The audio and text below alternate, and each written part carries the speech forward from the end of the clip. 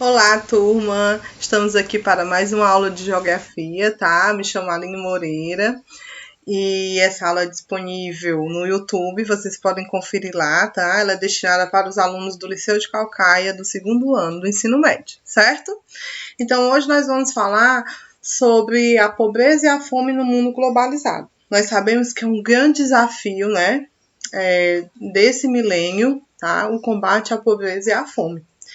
E aí, a ONU, a Organização das Nações Unidas, no começo do século, ela criou a chamada Declaração do Milênio. Essa Declaração do Milênio é uma declaração onde existem 8 metas que deveriam ser cumpridas até 2015, com a intenção de melhorar a qualidade de vida da população, tá? E diminuir as desigualdades sociais.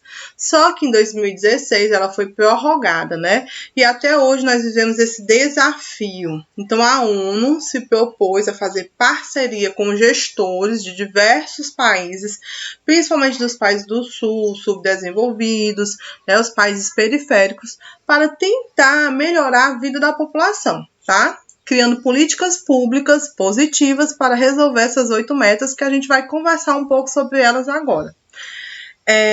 Quando a gente fala de metas, a primeira meta, considerada a primeira, né, é erradicar a fome e a pobreza extrema.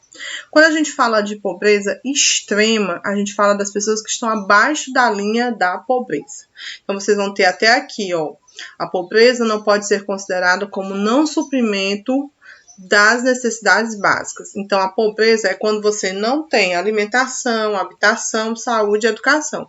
Fatores necessários para garantir a integridade física e psicológica das pessoas, tá?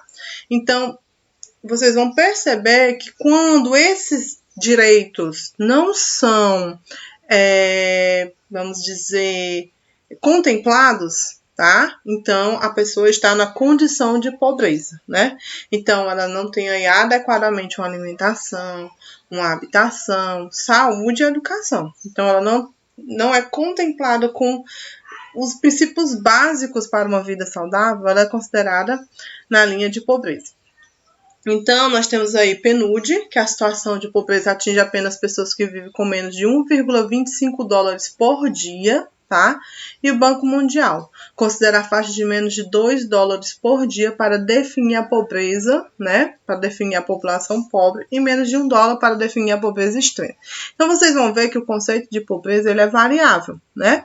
Então, aqui para o PNUD é 1,25 dólares por dia. Para o Banco Mundial já são 2 dólares, né? E a pobreza extrema seria menos de 1 dólar. Aqui no Brasil, quem ganha menos de R$70 é considerado pobreza extrema. Então, se a gente se prender apenas a um cálculo matemático, a gente pode correr um grande erro, né? Porque é uma questão também qualitativa, subjetiva. A gente precisa interpretar, precisa refletir sobre isso, né? E aí nós vamos ver que é considerado pobreza extrema aquelas pessoas que estão em condição de vulnerabilidade. O que é estar em condição de vulnerabilidade? É aquela pessoa que está correndo risco de vida, né? Então, a pessoa que está em condição de pobreza extrema, ela já não tem alimentação adequada, ela já não tem habitação, às vezes mora na rua, morador de rua, né? E por morar na rua, ela já tem a saúde comprometida, já vive com pneumonia, já vive com tuberculose, com doenças sexualmente transmissíveis e muito menos acesso à escola. Então, quando a gente falar de pobreza extrema, ter uma reflexão sobre o que seria é bem melhor, né? Então, a gente sempre tem que pensar que pobreza extrema já é a condição de vulnerabilidade. É a pessoa que está correndo risco de vida. Então, eu posso caracterizar melhor o que seria a pobreza extrema, certo? E aí, as regiões mais pobres do mundo, a África subsaariana, o sul da África, né? E o sul da Ásia, tá? Mas aqui também na América Latina nós temos bolsões de pobreza, né? Principalmente na América Central e na América do Sul, devido à nossa intensa desigualdade social.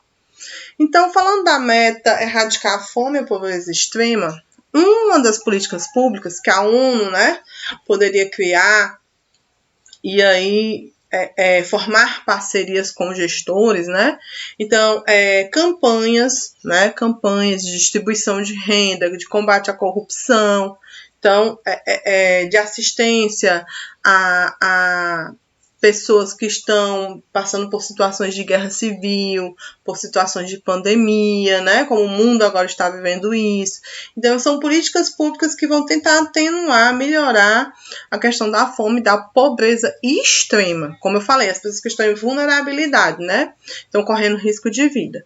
E aí, as dificuldades de já alcançar essa meta. A gente sabe que hoje em dia, com essa pandemia, está muito mais difícil, né? A situação econômica do mundo, né, está bem delicada. O retrocesso em muitos países. Então, com certeza, é uma meta que vai precisar ser trabalhada nos próximos anos, porque a questão da fome vai aumentar bastante. A segunda meta é estabelecer a educação universal. Quando a gente pensa na nossa realidade, a gente acha que todo mundo tem acesso à escola, só que tem a escola que é de boa qualidade, de má qualidade. Tem uns que vão deixar de trabalhar, mas ainda podem estudar à noite, no EJA, no SESI e tal. Mas isso não é a realidade do mundo, gente. No mundo, estabelecer a educação universal é uma prioridade. Por quê? Porque existem pessoas que são realmente proibidas de ir à escola. Então, quando você pensar nos países árabes, existem lugares em que as mulheres não têm direito a ir à escola, né? Existem lugares que estão em guerra civil que as escolas são fechadas. Então, uma campanha de acesso à escola ainda é uma prioridade, porque existem muitas pessoas jovens que gostariam de ir à escola e são realmente proibidos, certo? A terceira meta é promover a igualdade entre os gêneros. Então, isso é bastante discutido. A gente não vai falar aqui só de feminismo, direito da mulher e tal, mas nós vamos falar de uma igualdade a partir do acesso à escola, né? Por que homens em determinadas culturas podem ir à escola e a mulher não pode? Né? Porque realizando o mesmo emprego, tendo a mesma função dentro da empresa, a mulher pode receber menos e o homem receber mais, ocupando o mesmo cargo, né? Então, é promover essa equidade dentro de uma justiça social, né? Então, perceber que eu posso melhorar, né, essas diferenças que existem com relação ao acesso à educação, com relação à renda, né, com relação ao papel da mulher na sociedade, né? E esse papel da mulher que estuda, que trabalha e que ela tem sim o direito de ganhar, né, igualmente ao homem, que exerce a mesma função, tá? E isso tudo perpassa também uma questão cultural, né? Aí a gente também discutir as questões de violência contra a mulher, né? Por que a mulher sofre tanta violência, né? Por que a mulher é vista como fragilizada ou como propriedade, né? Então são questões que podem ser discutidas. E a ONU tem a ONU Mulheres, que faz parceria e tenta colocar políticas públicas junto com vários gestores para melhorar essa questão da mulher no mundo, né? Então você vai ver aí países que estão em guerra, países como o Afeganistão, países como o Omã, né, que fica ali no Oriente Médio, onde eles estão em guerra e a mulher é a mais prejudicada, a que sofre mais violência no período de guerra, né? Então, por isso que é importante também promover a igualdade entre os gêneros. Para vocês terem uma ideia, no Afeganistão, a lápide não tem nem o nome da mulher quando ela morre, né? É o nome do marido, tá certo? Ou o nome do pai, no caso, se ela não casou, né? Então, assim, você vê a desigualdade entre os gêneros ainda é muito forte. A quarta meta da ONU proposta é melhorar a saúde materna. Por quê? Porque a gente vai ver que em muitos países a amamentação ela é deixada de lado, porque a mulher não tem um bom acompanhamento no período gestacional, ela não tem todos os nutrientes. Então, políticas públicas para melhorar a saúde materna vai melhorar a vida da mãe e da criança e vai diminuir os índices de mortalidade infantil. O que é mortalidade infantil? São crianças que morrem de 0 até 1 ano de idade. Que isso vai falar muito de países pobres, né? Quanto mais pobre é o país, mais do sul, mais periférico, maior a mortalidade infantil. Então, está ligada a uma falta de uma saúde materna. Por quê? Porque perpassa aí a questão da mãe, né? A mãe não é bem alimentada, a mãe não tem um acompanhamento, a mãe não tem um pré-natal adequado. Então, para melhorar a situação de um país, é preciso melhorar a saúde materna. A quinta meta é reduzir a mortalidade infantil. Então, estão interligadas, né? Só que além de melhorar a saúde da mãe, eu tenho que melhorar o saneamento básico. Então, quando eu falo de mortalidade infantil, eu vejo crianças que moram na beira do rio, na beira do esgoto, que não tem água potável. Então, melhorar essas políticas públicas, eu também vou reduzir a mortalidade infantil dos países e vou melhorar a situação daquele país, certo? Combater a AIDS e outras doenças é uma meta proposta pela ONU. E aí a gente vem políticas públicas de conscientização, né? Políticas públicas de acesso à saúde, de vacinação, de investimento nos hospitais. Então, a gente também vê o combate ao preconceito, né? Então, os países da África sofrem muito a questão da AIDS, né? Crianças são muito vítimas de abuso sexual. Então, é preciso também ter políticas públicas de enfrentamento à violência contra o jovem, tá certo? E é uma política pública também proposta pela ONU. O sétimo item seria garantir a sustentabilidade do meio ambiente. Então, a gente tem inúmeras discussões sobre a questão ambiental, né?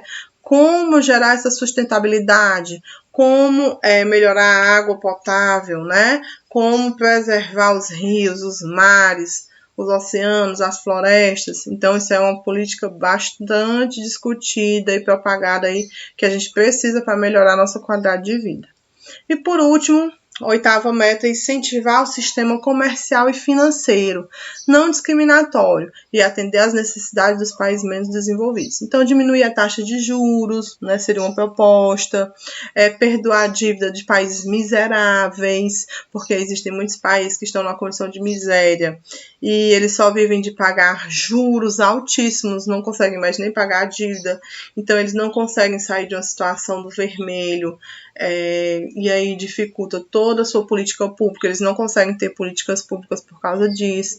Claro que dentro disso tudo, o combate à corrupção é importante, mas principalmente associado a políticas públicas reais, né, para melhorar a qualidade de vida do povo. Isso é muito importante. E os países do sul, subdesenvolvidos, precisam muito disso, certo?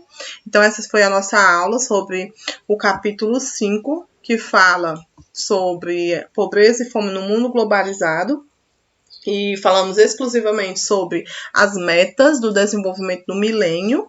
E aí, na próxima aula, a gente vai falar um pouco sobre os indicadores sociais, tá? Que aí vão nos ajudar a compreender melhor o que é pobreza, né? E o que é ser pobre, o que não é ser pobre, né? Como eu posso definir se um país está numa boa situação ou não está, né? A partir do seu IDH, da sua análise da sua saúde, da sua renda, da sua educação, do seu PIB. Então, a gente vai ver isso mais na frente, tá certo? Então, essa é a nossa aula. Espero que vocês assistam e possam também fazer sugestões, tá? Lá no Google Classroom. Tchau, turma!